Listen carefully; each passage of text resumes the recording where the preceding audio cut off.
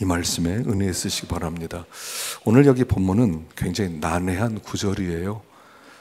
그래서 여기에 대해서 여러 가지 설왕설래하는 그런 의견들이 많이 있는데 제가 오늘 기가 막히게 풀어드리겠습니다. 잘하셨습니다. 사실 저도 고민을 굉장히 많이 했거든요. 아주 난해한 구절. 어쩌면 제가 이 본문이 잘 풀리지 않아서 몇 주를 연기시켰던 것 같습니다. 그런데 하나님 은혜 가운데 이게 정확하게 어떤 뜻인지 하나님이 가르쳐 주셨어요. 우리가 지난 시간에 생각한 대로 현재 이 시대가 어떤 시대입니까? 이스라엘 백성이 그냥 우상에게 숨이 막힐 만큼 우상을 섬기던 시대였죠. 신이란 신은 다 섬기는 그런 시대였습니다. 그래서 하나님께서 진노하셔서 그들을 파셨다 이렇게 나오죠. 암몬 자손에게 파셨다. 그래서 그들이 암몬 사람들에 의해서 18년 동안이나 괴로움을 겪었어요. 한번 생각해 보십시오. 식민지가 되어서 그냥 자기의 주권이 없고 그런 어려움 속에서 18년을 지냈다고 생각해 보세요. 얼마나 힘들었겠습니까? 그리고 나서 이제 드디어 암몬 사람과 전쟁을 한번 해야 되겠다고 전쟁을 하는 그런 상황이라 하는 것입니다. 자, 오늘 여기서 우리가 먼저 생각할 것은 이것입니다. 우리에게 있어서 가장 중요한 것이 무엇이냐면 하나님과의 연합이라는 겁니다. 하나님과의 연합. 눈에 보이는 이 세상은 눈에 보이지 않는 것에 의해서 지배를 받아요. 사람들은 이렇게 생각해요. 내가 잘하면 된다고 생각해요. 나만 잘하면 행복해질 수 있어.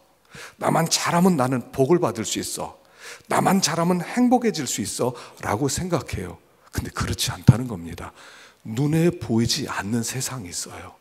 그리고 그 눈에 보이지 않는 것이 눈에 보이는 것을 지배한단 말입니다. 그래서 우리에게 가장 중요한 것은 뭐냐면 하나님과의 관계라는 거예요. 하나님과의 관계.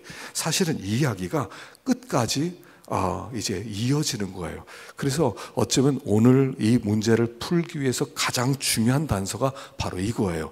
하나님과의 관계라는 거예요. 하나님과의 관계 속에서 하나님과 문제가 없으면, 하나님과 막힌 것이 없으면 그때부터는 형통해요. 하나님과의 관계가 막히면 그때부터 막히기 시작해요. 가장 중요한 것은 지금 내가 하나님과 어떤 관계냐 하는 것, 이것을 점검해야 된다는 거예요. 왜 이스라엘 백성이 암몬 사람에 의해서 18년 동안 압제를 당하고 그리고 이렇게 전쟁을 하면서 큰 괴로움을 겪느냐면 하나님과의 관계가 좋지 않았다는 거예요. 하나님과 연합된 관계가 아니었다는 거예요. 하나님과 뭔가 막혀 있었다는 거예요. 하나님과의 관계가 막히면 그때부터는 모든 어려움이 시작돼요. 모든 복은 하나님을 통해서 오는 거예요. 모든 각양 좋은 은사와 온전한 선물은 다 위로부터 빛들의 아버지께로서 내려오나니, 이걸 우리가 계속 잊어버리기 때문에 이렇게 살아간다는 겁니다. 이렇게 압제를 받고 이렇게 어려움을 당하고 이렇게 괴로움을 당하는 이유는 뭐냐면 하나님과의 관계가 막혔다는 거예요. 그래서 마귀는 항상 찾아옵니다. 어떻게 찾아오냐면 하나님과 우리 사이에 틈을 내서 하나님으로부터 멀어지게 하는 거예요. 이게 마귀의 전략이에요. 마귀의 전략은 뭐냐면 하나님과 우리 사이가 멀어지게 하는 거예요.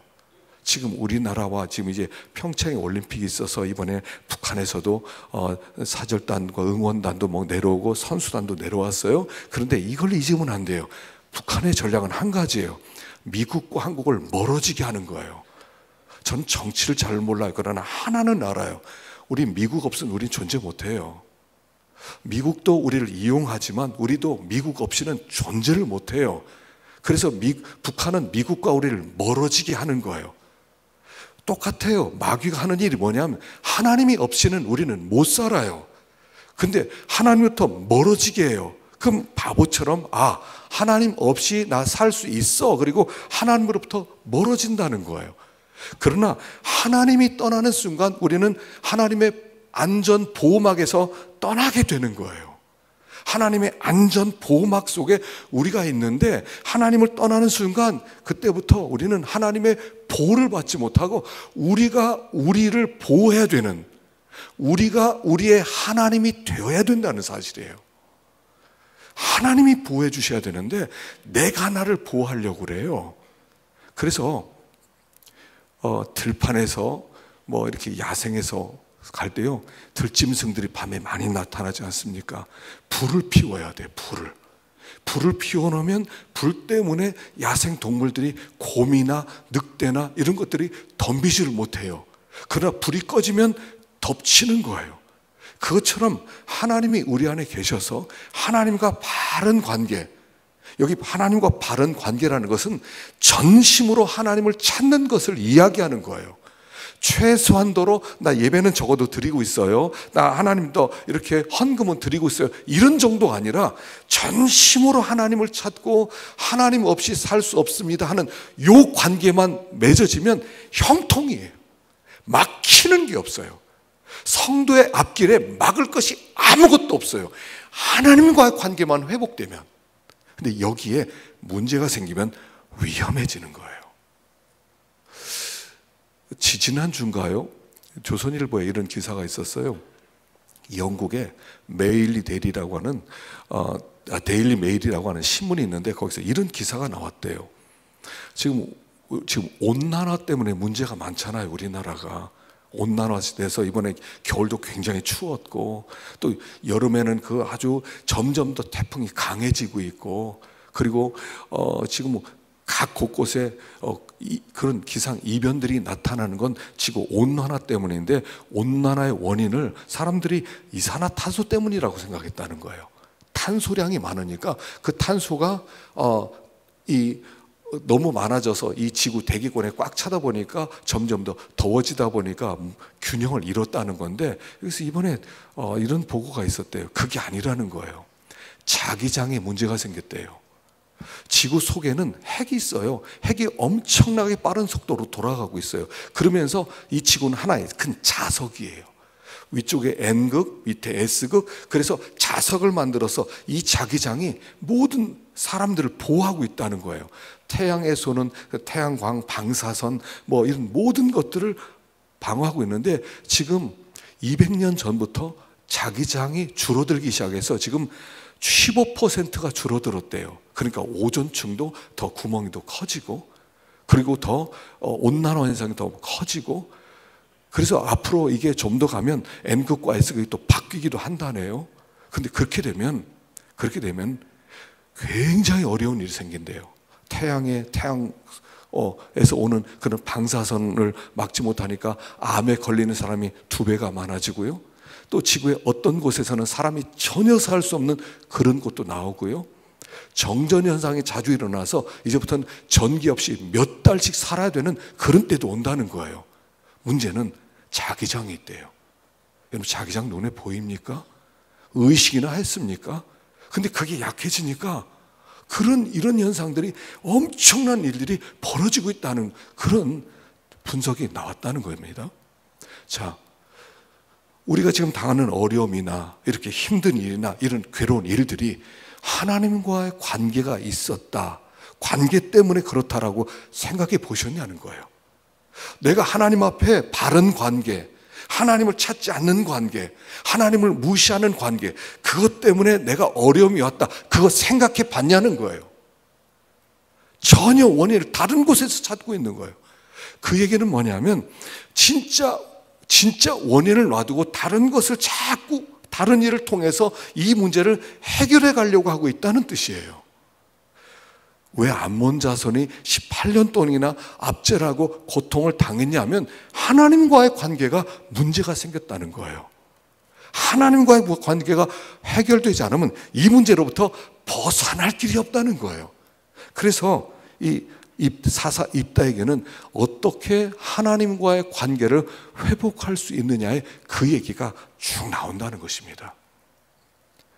우리가 이 시간을 통해서 다시 한번 하나님과 나와의 관계를 점검해 보시길 바랍니다. 난 하나님 한 분이면 살 수 있는 사람인가? 하나님 왜? 난 다른 거 아무것도 필요 없습니다. 하나님만 있으면 됩니다. 나는 하나님 앞에 살겠습니다 하는 그런 마음 자세로 오늘 살아가고 있느냐를 점검해 보라는 것입니다. 우리 자꾸 여유를 둬요. 예전에 저 선한 목자 교회에서요, 유희성 목사님 그런 얘기를 하더라고요. 교회를 너무 어렵게 교회를 완성시켰대요. 너무 힘들게. 하여간 교회를 완성시키기 위해서 빚도 많이 졌지만 어려움이 너무 많았대요. 딱 완성했는데 너무 기뻤는데 예수 전도단에서 연락이 왔대요. 그 교회 좀 사용하게 되려고. 아니, 이 교회를 어떻게 지었는데 자기들이 사용하기도 전에 매주 한 번씩 이 본당을 좀 사용하게 달라고 하더래요. 그러면 의자도 낡아질 것이고 또 시스템도 또 이렇게 좀 다칠 수 있고, 그래서 당회를 열었더니 막 싸우기 시작하더래요. 한쪽에서는 허락해줘라, 한쪽에서는 안 된다, 막 그러더래요. 몇 주가 지났답니다. 그래서 목사님이 그랬대요. 그러면 예수님이라면 빌려줬을까요? 안 빌려줬을까요? 그렇게 질문을 던졌대요. 그러니까 반대하는 장로가 이렇게 얘기하더래요. 예수님이라면 빌려줬겠지요. 그 다음에 그러나 우리는 어떻게 예수님처럼 하겠습니까? 그 말을 하려고 했는데 그 말을 못했다는 거예요. 예수님이라면 빌려줬겠지요. 그러니까 그 다음부터 쉽게 해결되더래요. 예수님이라면 빌려줬으면 빌려줘야지. 그러니까 그 다음부터 반대하는 사람이 아무 일 없이 빌려주게 되었대요. 자, 예수님이라면 어떻게 하셨을까 하는 거예요. 우린 예수님 아니잖아요. 우린 예수님처럼 못해요. 이게 마귀의 전략이에요. 네가 니네들 무슨 예수님이냐? 너희들은 사람이야, 평범해. 너희들은 대충 살아도 돼. 너희들은 구경꾼이야. 여러분, 우린 구경꾼이 아니에요. 우리는 하나님의 백성이고 하나님의 군사고 우리가 하나님의 전쟁터에 나가는 사람들이라는 거예요. 근데 우리는 항상 이렇게 여유를 둬요. 나는 구경꾼이야. 나는 평신도야. 나는 아무것도 안 해도 돼. 나는 그냥 그 목사님들이나 그건 아주 장로님들이나 하는 거고 우리는 그렇게 안 해도 돼 라고 하는 융통성을 가지고 있다는 거예요. 그렇지 않다는 거예요. 전심으로 하나님을 찾으라는 거예요. 그게 하나님과 관계가 바르게 되고 모든 문제를 해결하는 첩경이에요. 여러분, 어떤 문제가 있으세요? 가정의 경제적인 문제가 있으세요? 자녀의 문제가 있으세요? 어떤 문제가 있어요? 또 질병의 문제가 있어요? 어떤 문제? 사업의 문제 있어요? 어떤 문제였어요? 원인은 여기서 찾으세요. 하나님과의 관계를 점검하세요. 그리고 하나님과 관계가 바로 되면 아무것도 걱정하지 말고 곧 열리기 시작할 거예요. 곧 풀어주기 시작할 거예요. 생각지도 않은 일들이 벌어지기 시작할 거예요. 하나님이 사사를 보낼 거예요. 도우는 자를 보낼 거예요. 중요하게 점검해야 될 것은 지금 내가 하나님과 어떤 관계냐 하는 것입니다. 그리고 그 문제를 여러분 제쳐두고 직접 문제를 해결하기 위해서 들어가신다면 죽을 때까지 그 문제는 해결되지 않을 겁니다. 지금 그 말씀을 하는 거예요. 왜 암몬 사람이 18년이나 압제를 했느냐? 너희들이 이렇게 어려움을 당했느냐? 이렇게 억울한 일을 당하고 괴로움을 당했느냐? 한 가지라는 거예요. 하나님과의 관계가 바르지 못했다는 거예요. 너희들이 하나님을 찾지 않았다는 거예요. 그래서 그들이 이제 하나님께 돌아오기로 합니다. 그래서 하나님이 준비한 사사가 있어요. 그가 입다입니다. 자, 1절부터 읽어봅시다. 시작. 길르앗 사람 입다는 큰 용사였으니 기생이 길르앗에게서 낳은 아들이었고 길르앗의 아내도 그의 아들들을 낳았더라. 그 아내 아들들이 자라매 입다를 쫓아내며 그에게 이르되 너는 다른 여인의 자식이니 우리 아버지의 집에서 기업을 잊지 못하리라 한지라. 이에 입다가 그의 형제들을 피하여 돕당에 거주하며 출입하였더라.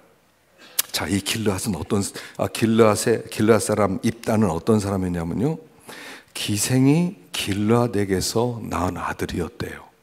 기생이.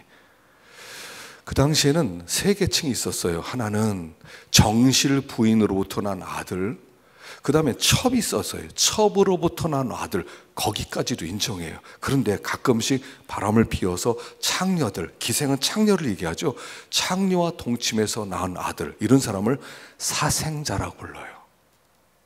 이런 사생자는 하나님의 총에 못 들어온다고 신명기 23장 2절에 못을 박아놨어요. 읽어보십시다. 시작. 사생자는 여호와의 총에 들어오지 못하리니 10대에 이르기까지도 여호와의 총에 들어오지 못하리라. 입다는 사생자였다는 거예요. 사생자는 이런 사람이에요. 차라리 나지 않아야 되는 사람이에요. 저주받은 사람이에요. 이 말씀에 의하면 하나님도 저주한 사람이란 뜻이에요. 근데 하나님이 그런 입다를 사사로 준비시켰다는 거예요. 여러분, 여기 나온 사사들의 특징이 다 무엇입니까? 사사들은 아주 기가 막힌, 자격이 전혀 없는 그런 사람들을 세웠다는 거예요. 여러분, 에훗, 왼손잡이, 오른손을 잘 쓰지 못하는, 오른손 사람들 세계 속에 어울리지 못하는 왕따 당하는 사람, 이런 사람이고요. 드보라, 여자였어요. 그 당시 여자는 사람으로도 취급하지 않았던 그 여자를 하나님은 사사로 세우기도 하고, 기드온 훌륭했습니까? 소심하고 의심이 많고 두려움이 있고, 이런 기드온을 아주 의심이 많아서 몇 번씩이나 하나님 진짜 나와 함께 하십니까? 진짜 나와 함께 하십니까? 확인하던 그런 사람이고, 입다는 클라이막스예요. 사생자. 그 사람들이, 장로들이나 그 아들들이 이거 사생자야, 쫓아보내. 그래서 그걸 완전히 그 황무지 아무도 없는 땅에 내보내서 거기서 살든 죽든 알아서 한 그 사람을 하나님은 사사로 준비하셨다는 거예요.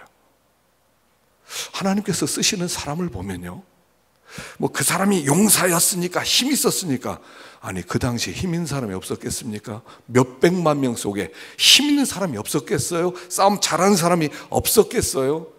근데 하나님이 입다를 세우신 것은 그가 출신 성분이 아주 보잘것없는, 지금으로 말하면 흙수저 중에 흙수저, 아무도 돌아보지 않는 사람, 그를 하나님이 들어 쓰셨다는 거예요. 하나님은 그런 사람을 통해서 일을 하셔요. 그래야 하나님이 나타나니까. 지금 여기는 여러분, 성경은요 다 하나님 이야기예요. 입다 얘기 아니에요. 여호수아 얘기 아니고 아브라함 얘기 아니고요. 성경은 처음부터 끝까지 하나님 이야기를 하는 거예요.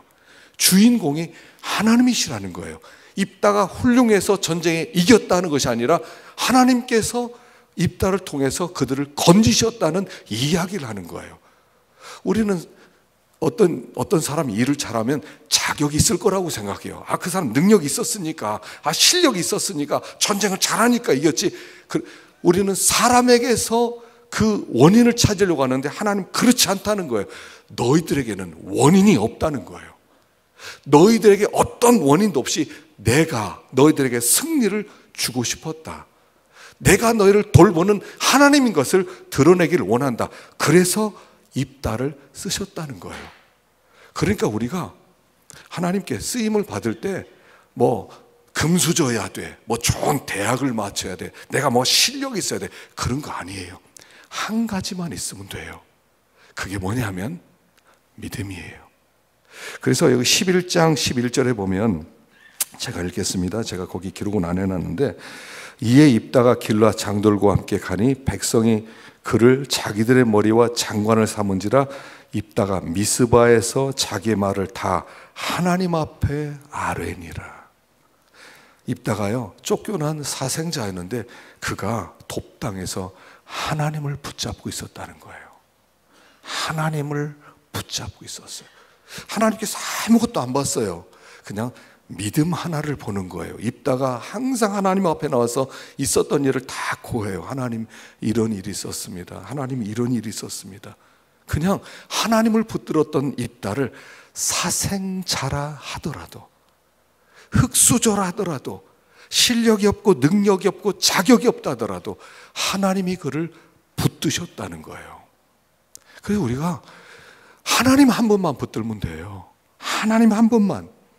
하나님 계시면 다 있는 거고, 하나님이 없으면 아무것도 없어지는 거예요. 모든 사람이 다 훌륭하겠습니까? 모든 사람이 다 성공하겠습니까?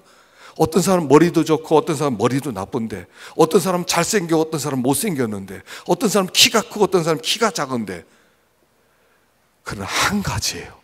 믿음이에요. 하나님을 붙들었어요. 그럼 지금은 이미 세상을 떠났습니다만 강영우 박사님이 우리나라 최초의 맹인 박사예요. 그 사람이 14살에 축구공에 맞아서 눈이 실명이 됐어요.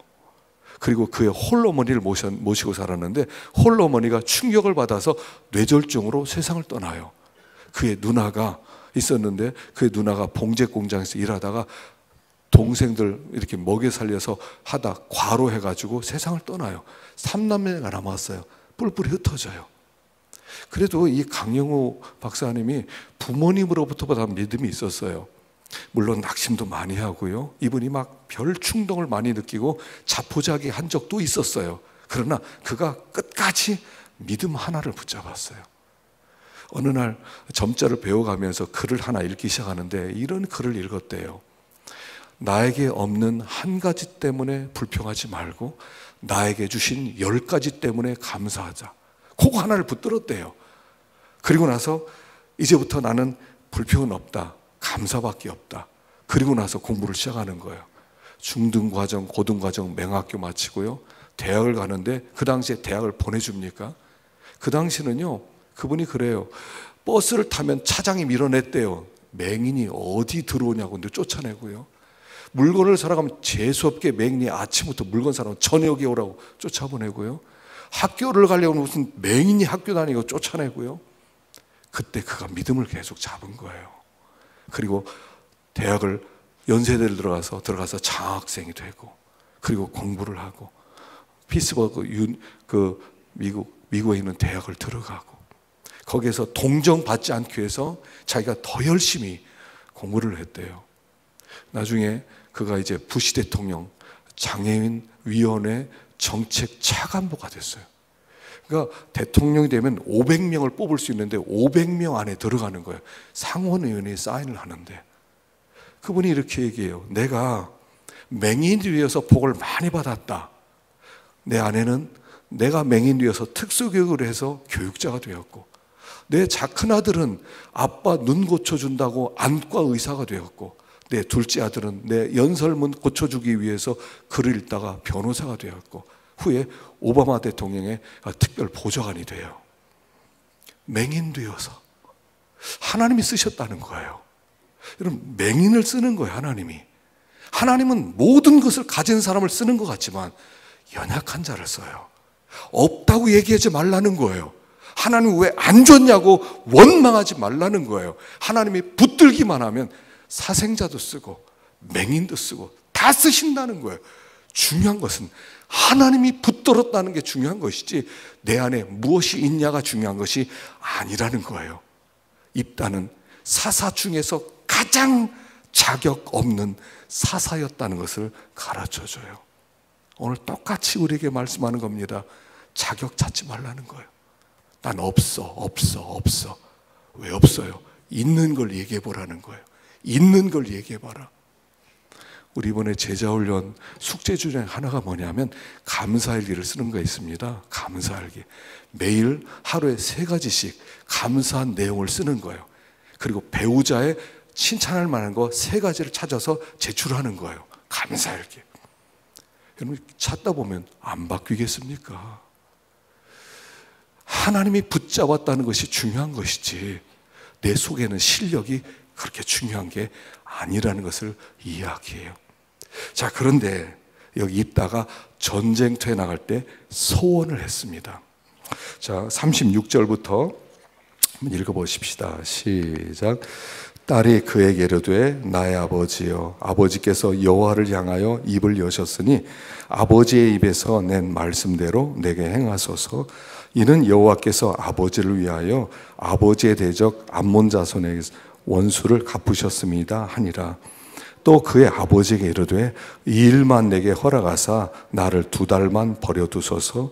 내가 내 여자 친구들과 산에 가서 나의 처녀로 죽음을 인하여 애곡하겠나이다 하니 그가 이르되 가라 하고 2달을 기한하고 그를 보내니 그가 그 여자 친구들과 가서 산 위에서 처녀로 죽음을 인하여 애곡하고 2달 만에 그의 아버지에게로 돌아온지라. 그는 자기가 선한 대로 딸에게 행하니 딸이 이 남자를 알지 못하였더라. 이것이 이스라엘의 관습이 되어 이스라엘 딸들이 해마다 가서 길르앗 사람 입다의 딸을 위하여 나흘씩 애곡하더라. 전쟁터에 이제 나가는데 입다가 하나님께 서원을 합니다. 하나님, 이 전쟁터에서 승리를 주기만 하면 내가 돌아올 때 제일 먼저 나와서 환영하고 맞이하는 그 사람을 하나님께 번제로 드리겠습니다. 무서운 서원을 드렸어요. 그래서 이제 어떤 사람은 번제로 드릴 때 여기 처녀로 죽는다는 것을 처녀로 성전에서 죽을 때까지 봉사시켰다, 이렇게 해석하는 학자들도 있어요. 근데 잘 읽어봐요. 그거 아니에요. 왜 딸을 위해서 나흘씩 매년 그 절기에 왜 그들이 애곡했겠어요? 거기 성전에 있다면 그것은 번제로 죽였다는 얘기예요. 자기 딸을 칼로 잡아서 하나님께 태워서 드렸다는 얘기예요. 와, 하나님이 그러면 사람 제사도 받으신 분입니까? 근데 여기에 보면 이 소원을 하는데 하나님의 응답이 없어요. 침묵이에요.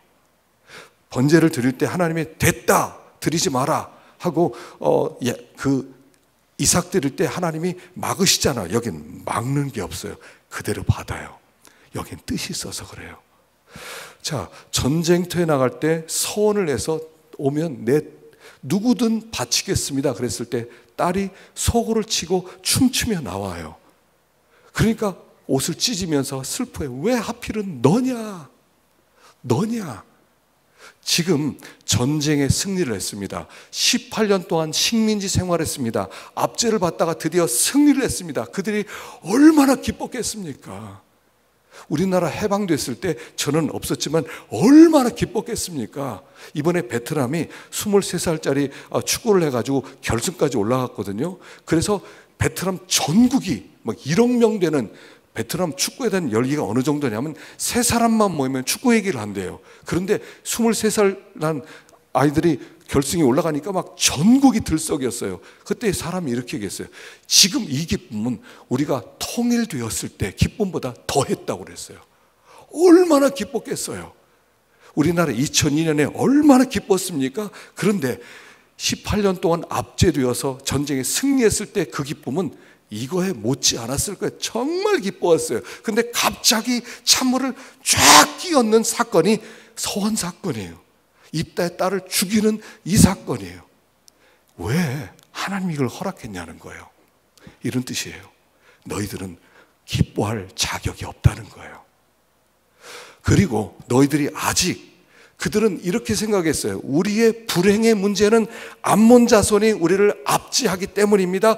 저들만 없으면 우리는 행복해질 수 있습니다. 하나님 저들 좀 이기게 해주세요. 그랬는데 하나님이 NO! 아니야. 너희들이 불행한 이유는 암몬 사람들 때문이 아니야.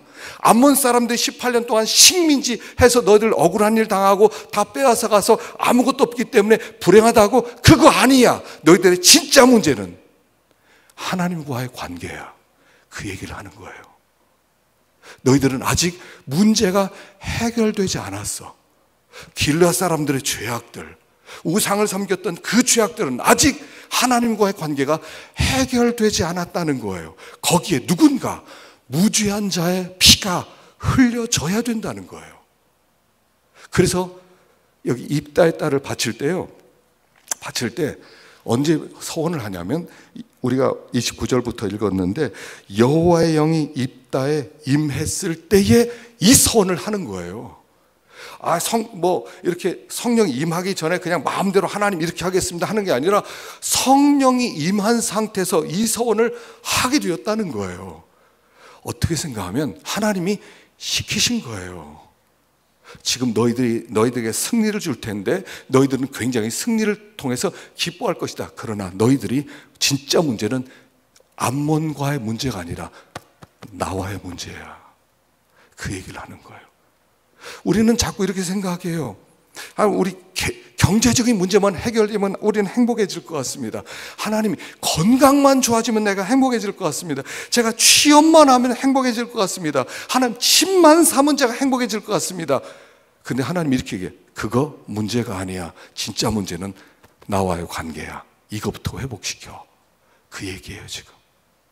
이 입다의 딸을 받으신 이유는 뭐냐면 이스라엘 백성이 하나님과 관계를 회복하는데 한 가지 방법 외에는 없다는 거예요. 그건 무지한 자가 피를 흘려야 된다는 얘기예요. 그래서 하나님은 입다의 딸을 준비시켜 놓는 거예요. 그 무지한 자의 피가 흘려져야 하나님 관계가 해결되고, 그리고 나서 그들이 매년 모이면서 우리의 죄 때문에 입다의 딸이 죽었구나 그러면서 애곡하는 거예요. 이것은 십자가를 예표하는 사건이에요. 하나님께서 이미 입다의 딸을 준비시켜 놓으셨어요. 인간적으로 볼 때 입다가 잘못 서원을 했다라고 할 수 있지만 성령이 임해서 이것을 하도록 하셨어요. 그리고 입다의 딸을 준비시켜 놓고 죄 없는 그 피를 흘려서 하나님께서는 이스라엘 백성의 죄를 해결시키고 하나님과 관계를 회복시키려고 하는 하나님의 계획이 있었다는 거예요. 지금 마치 하나님께서 예수 그리스도를 준비시켜서 그 피를 뿌리시고 그 피로 하나님과의 관계를 회복시키시는 것처럼 그들이 하나님과의 관계를 회복하기 위해서는 한 가지 방법밖에 없었다는 거예요. 오해하셔는 안 됩니다. 우리가 지금 있는 이 문제만 해결되면 행복해진다, 그거 아니라니까요.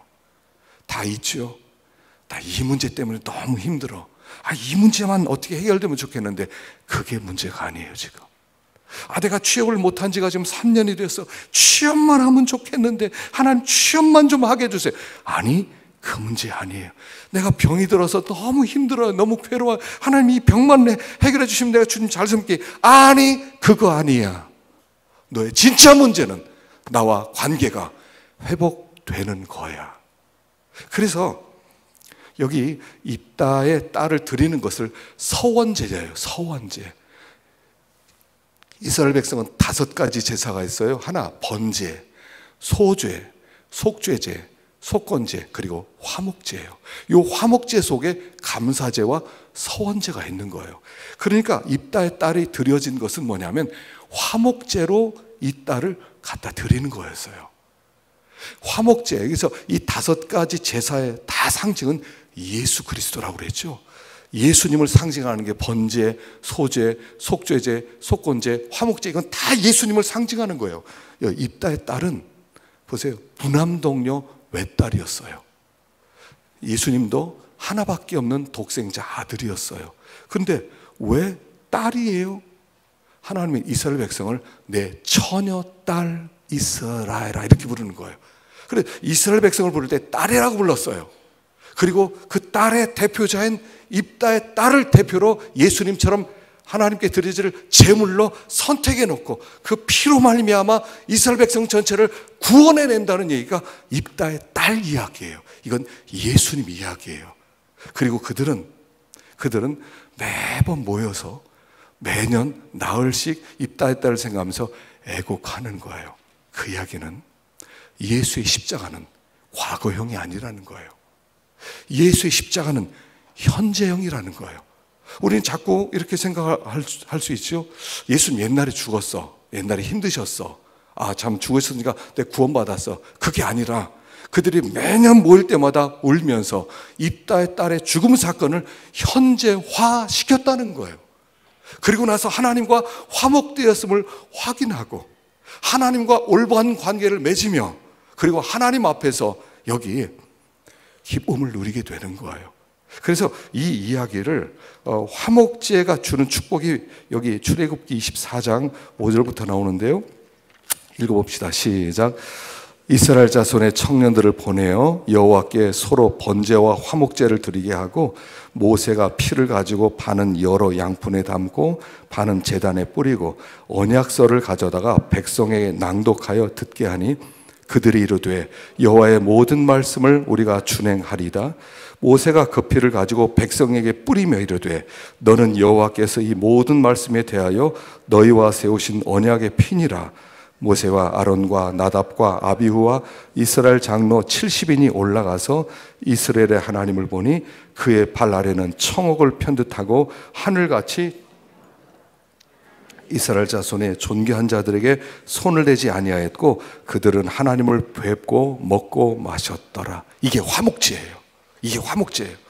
자, 이스라엘 자손의 청년들을 보내어 여호와께 서로 번제와 화목제를 드리게 하고, 화목제를 드렸어요. 그리고 나서 모세, 나답, 아비후 장로 70인이 하나님 앞에 올라가서 하나님을 배우니까 하나님의 발밑이 옥처럼 청명하고, 그리고 여기 있는 대로 그 청옥을 편듯하고 하늘같이 청명하더라.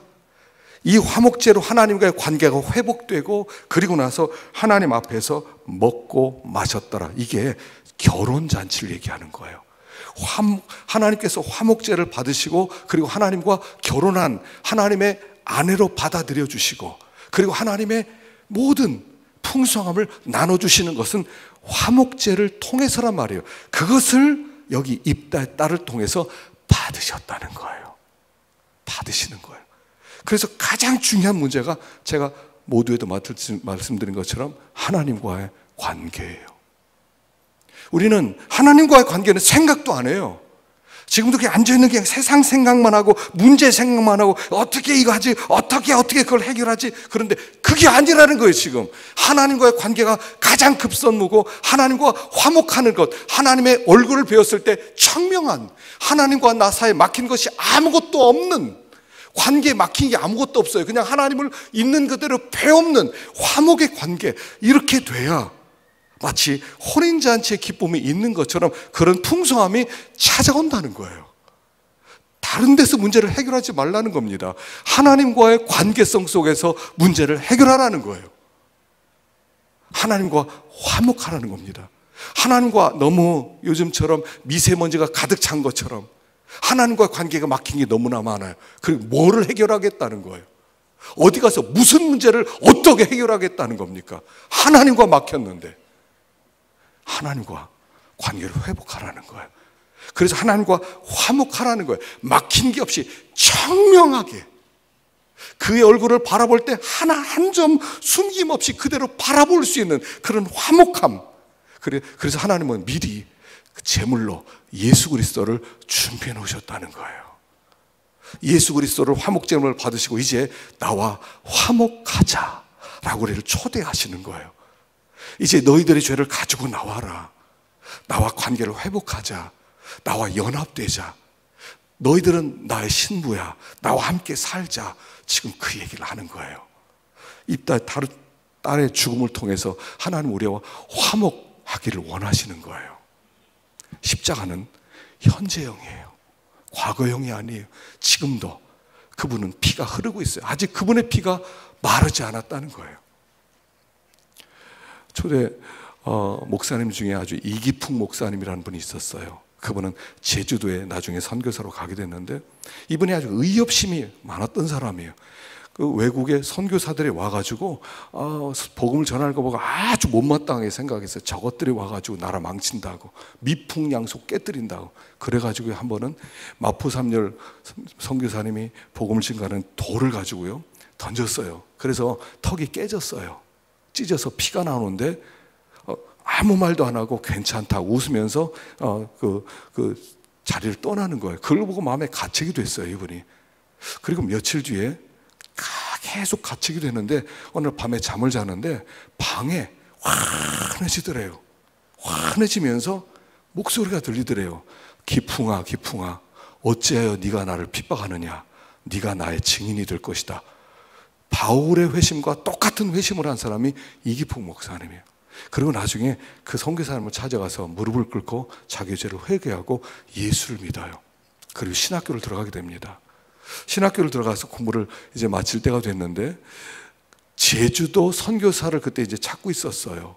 왜냐하면 제주도는 말도 통하지 않고, 이 제주도에는 아주 우상이 많고, 지금도 제주도에는요 교회가 별로 없어요. 믿는 사람이 많지가 않아요. 그래서 선교사로 7명이 졸업을 하는데 한 사람은 가야 되는데 제주도 갈 사람이 있냐 그러니까 아무도 없더래요. 그때 마포 삼열 목사님이 교장이었는데, 그래서 그냥 무심결에 턱을 이렇게 만졌대요. 그걸 보고 이기풍 목사님 제가 가겠다고 손을 들어서 할 수 없이 제주도 선교사로 가게 됐대요. 거기서요, 그렇게 고생을 많이 했대요. 뭐 아주 얼마나 어려웠는지. 그래서 하나님의 역사도 있었지만 하여간 매도 많이 맞고 하여간 어려움도 많이 받고 굶기도 하고, 그래서 너무 힘들어서 마포 삼열 목사님께 편지를 보냈답니다. 목사님 너무 힘들어요. 여기는 사람 사는 데가 아니에요. 저 좀 오라고 해주세요. 마포 삼열 목사님이 답장을 이렇게 보냈답니다. 아직 내 턱에 상처가 아물지 않았습니다. 조금 더 참으세요. 그래서 거기에서 사역을 하면서 역사를 일으켰어요. 아직까지 그분의 피가 마르지 않았어요. 하나님과 화목하라는 거예요. 돌아오라는 거예요. 회개하라는 거예요. 진짜 문제가 뭐냐는 거예요. 지금 믿는 사람들이 너무 진짜 문제 아닌 가짜 문제를 자꾸 붙들고 있어요. 키를 다른 데서 붙들고 있어요. 내 진짜 행복의 문제는 여기에 있다고 다른 걸 자꾸 붙들고 있어요. 근데 진짜 문제는 그게 아니라는 거예요. 암몬 자손이 이기기만 하면 우리는 진짜 해방이다. 그거 아니라는 거예요. 하나님과의 관계 회복이라는 거예요. 여러분 어떠십니까? 요즘 하나님과의 관계가 어떠십니까? 전심으로 하나님을 찾고 계시는 관계입니까? 하나님 아니면 나는 살 수 없습니다. 난 하나님의 보호하심 아래 있어야만 합니다. 그런 고백이 있느냐는 거예요. 그게 없다면 다른 곳에서 지금 해결책을 찾겠다는 것입니다. 하나님과 화목하십시오. 주님께 돌아오십시오. 이 문제만 해결되면 제가 보장합니다. 올해 여러분들 삶에 엄청난 대박이 있을 것입니다. 정말이에요. 정말이에요. 하나님과의 관계만 회복되면 대박 날 겁니다. 왜냐하면 막힌 게 없는데요. 하나님 앞에. 믿는 사람 앞에 가로막을 장애물이 뭐겠어요 도대체. 하나님이 도와주시는데 무슨 장애물이 있겠어요. 올해 이런 하나님의 놀라운 은혜들이 넘치는 한 해가 될 수 있기를 축원합니다. 저는 온 우리 교인들이 저에게 전화해서 올해도 벌써 우리 예림이도 학교 선생 됐다고 그러죠. 뭐 좋은 소식 여러 들었어요. 어떤 분은 사업하는데 뭐 갑자기 연락이 왔다고 그러죠. 풀어지기 시작했어요. 여러분 이게 하나님과의 관계가 회복되면 이런 일들이 벌어질 겁니다. 도무지 이 문제는 해결되지 않을 것 같아 하는 그런 문제들을 하나님이 다 풀어주실 것입니다. 올해 꼭 저에게 전화하세요. 꼭 전화하세요. 목사님 풀어주셨어요. 하나님 해결해 주셨어요. 올해는 온 교회 가운데 이런 기쁨과 은혜가 넘치는 한 해가 될 수 있기를 축원합니다. 기도하겠습니다.